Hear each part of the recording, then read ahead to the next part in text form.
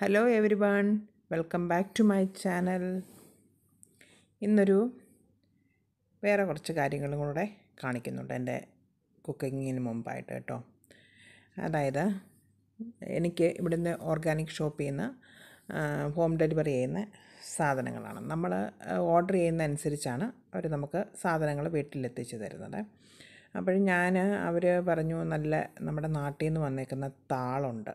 താളില്ലേ, നമ്മുടെ ചേമ്പിൻ്റെ തണ്ട്, ആ ചേമ്പിൻ്റെ തണ്ട് വന്നിട്ടുണ്ട്, വേണമെന്ന് ചോദിച്ചു. ഞാൻ പറഞ്ഞു എന്നാൽ എനിക്കൊരു കെട്ടതാ എന്ന് പറഞ്ഞു. അവരത് തന്നിട്ടുണ്ട്.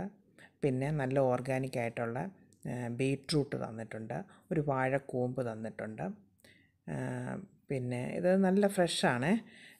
പിന്നെ ഒരു ക്യാബേജാണ് ഞാൻ ഓർഡർ ചെയ്തത്. നല്ല ക്യാബേജാണ്. ഇത് തമ്മിൽ വ്യത്യാസമുണ്ട്. നമ്മളിവിടെ വാങ്ങിക്കുന്ന ക്യാബേജും ഈ ക്യാബേജിൻ്റെ ടേസ്റ്റും തമ്മിൽ നല്ല വ്യത്യാസമുണ്ട് കേട്ടോ. അപ്പോൾ ഓർഗാനിക് ക്യാബേജ് കിട്ടുന്നുണ്ടെങ്കിൽ അതൊന്ന് വാങ്ങിച്ച് എല്ലാവരും ഒന്ന് കറി വെച്ച് നോക്കണേ. അതിൻ്റെ ടേസ്റ്റിന് നല്ലൊരു വ്യത്യാസം വരുന്നുണ്ട് അതിൻ്റെ ടേസ്റ്റ്. പിന്നെ ഒരു പപ്പായ, അത് നല്ലതാണ്, കുഴപ്പമൊന്നുമില്ല, വാടാത്ത ഉണ്ടെന്ന് പറഞ്ഞതുകൊണ്ടാണ് ഞാനത് ഒരെണ്ണം ഓർഡർ ചെയ്തത്. പിന്നെ എനിക്കിഷ്ടമുള്ളൊരു സാധനമാണ് കൂർക്ക. അത് ഇങ്ങനെ നെറ്റിനകത്ത് ആയിട്ട് നാടൻ കൂർക്ക വന്നിട്ടുണ്ട്. ചൈനീസ് കൂർക്കയല്ല ഇത്, നമ്മുടെ നാട്ടിലെ നാടൻ കൂർക്കയാണിത്. അതും വന്നിട്ടുണ്ട്. പിന്നെ ചേമ്പും ഉണ്ട്.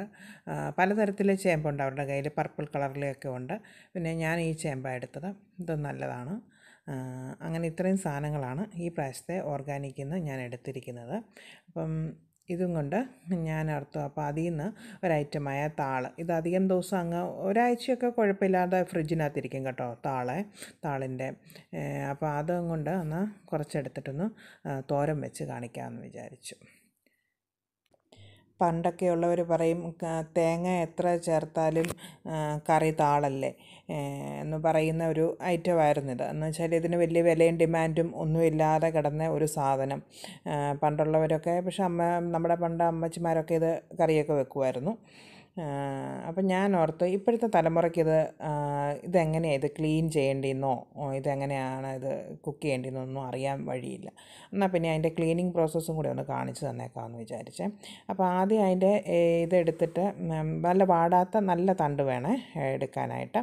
എന്നിട്ട് അതിൻ്റെ തൊലി ഈ പച്ച കളറിലെ തൊലി ഇങ്ങനെ ചീകി കളയുക.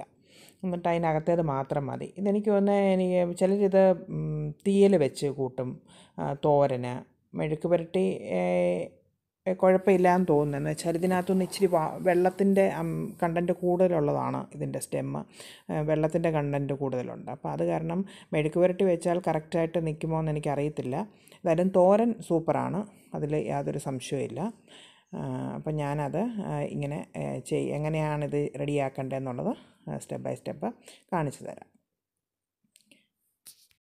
പക്ഷേ ഞാനിവിടെ മേടിച്ചപ്പോഴാണ് താളിൻ്റെ വില എത്രമാത്രം ഉണ്ടെന്നും മനസ്സിലായത്. നമ്മുടെ നാട്ടിൽ ഇത് വലിയ മാർക്കറ്റിൽ വലിയ വിലയും ഇല്ല. നമ്മൾ വീട്ടിലും വേണ്ടാതെ വെറുതെ കളയുന്ന ഒരു സാധനം. അത്യാവശ്യം നല്ല വില കൊടുത്ത് തന്നെയാണ് ഞാനിത് മേടിച്ചത് കേട്ടോ, ഒരു കെട്ടിന്. അപ്പം ഞാൻ കാണിച്ചു തരാം. അപ്പോൾ ഇനിയും പറഞ്ഞത് ഞാൻ എന്തിനാണ് അത് പറഞ്ഞതെന്ന് വെച്ച് കഴിഞ്ഞാൽ, ഇനി ആരുടെയെങ്കിലും വീട്ടിൽ ഈ സംഭവം ഉണ്ടെങ്കിൽ ഇനി അങ്ങനെ കളയുമൊന്നും വേണ്ട, വേസ്റ്റാക്കി നമുക്കിത് എന്തായാലും ഗ്രീൻ കളറിലെ വെജിറ്റബിളാണ്. ഇതൊരു വെജിറ്റബിൾ തന്നെയാണ്, ഒരിക്കലും ദേഹത്തിന് ഹാംഫുൾ അല്ല ഇതൊന്നും. ഈ വിഷമുള്ള പച്ചക്കറി മേടിച്ച് തിന്നുന്നതിലും നല്ലതാണ് നമ്മുടെ വീട്ടിലുള്ള താളാണെങ്കിലും തോരൻ വെച്ച് കൂട്ടുന്നത്. അപ്പോൾ ഞാൻ എൻ്റെ പ്രോസസ്സ് കാണിച്ചത്. ഇപ്പോൾ ഇത് നല്ലതായിട്ട് ക്ലീൻ ചെയ്തു. ഇതിപ്പോഴെങ്ങും കഴുകണ്ട. ആദ്യമേ വല്ല മണ്ണ് വല്ലതും ഉണ്ടെങ്കിൽ ആ തണ്ടങ്ങ് നന്നായിട്ട് കഴുകിയും കളഞ്ഞേക്കണം. എന്നിട്ടത് നന്നായിട്ട് ഇങ്ങനെ കൊത്തി അരിയുക.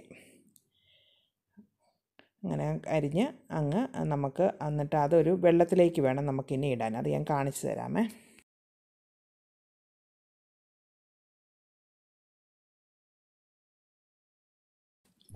അങ്ങനെ അരിഞ്ഞെടുത്തിരിക്കുന്ന തണ്ടുകൾ നമ്മൾ വെള്ളത്തിലിട്ട് വെക്കുക.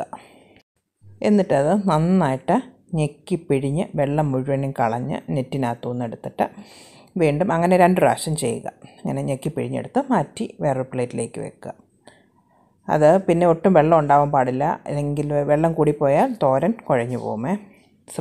ശ്രദ്ധിക്കണം, അത് നമ്മൾ ശ്രദ്ധിക്കേണ്ട കാര്യമാണ്.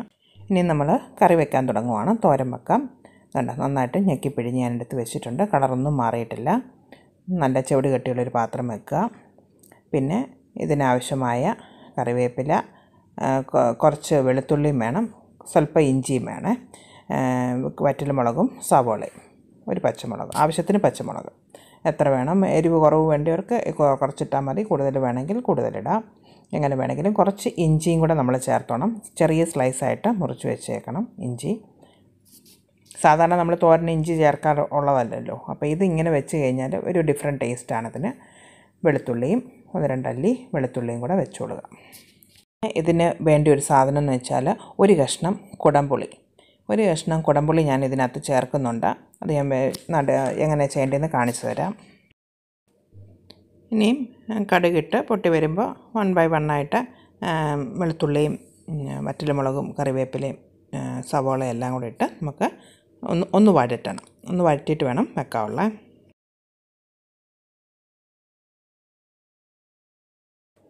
സ്വല്പം മഞ്ഞൾപ്പൊടി ചേർക്കുക, പച്ചമുളകും ആവശ്യത്തിന് കറിവേപ്പിലയും കൂടെ ഇട്ടിട്ട് നമുക്കിനി താളിൻ്റെ തണ്ട് അരിഞ്ഞു വെച്ചിരിക്കുന്നത് ചേർക്കാം. ഉണ്ടല്ലേ, അത് നമ്മൾ ചേർത്ത് കൊടുത്ത് ഇളക്കി പെട്ടെന്ന് നമുക്ക് വെക്കാൻ പറ്റുന്നൊരു തോരനാണ് കേട്ടോ. ഇനി ഒരു കഷ്ണം കുടംപുളി വെച്ചിരുന്നത്, നമ്മൾ മീനിനകത്ത് ചേർക്കുന്ന പുളിയല്ലേ കുടംപുളി, അത് ഒരു കഷ്ണം നടുക്കോട്ട് ഇങ്ങനെ വെച്ച് കൊടുത്ത് ആവശ്യത്തിന് ഉപ്പും ചേർത്ത് നമുക്ക് അടച്ചു വയ്ക്കാം. ഇനിയും നമുക്ക് വെളിച്ചെണ്ണ ഒഴിക്കാം. വെളിച്ചെണ്ണ വേണം, നാടൻ ഫുഡായതുകൊണ്ട് വെളിച്ചെണ്ണ തന്നെ ഉപയോഗിക്കുക. ഇനി നമുക്ക് 1-2 ആവി വന്നു കഴിഞ്ഞപ്പം നമുക്ക് തേങ്ങ ചിരകിയത് ചേർത്ത് കൊടുക്കാം. ആവശ്യത്തിന് തേങ്ങ ഇട്ട് കൊടുക്കുക. ഇപ്പോഴെല്ലാം വെന്തിട്ടുണ്ട്. ഇനി അധികം ഒന്ന് ആവി കയറി വെച്ചാൽ മതി.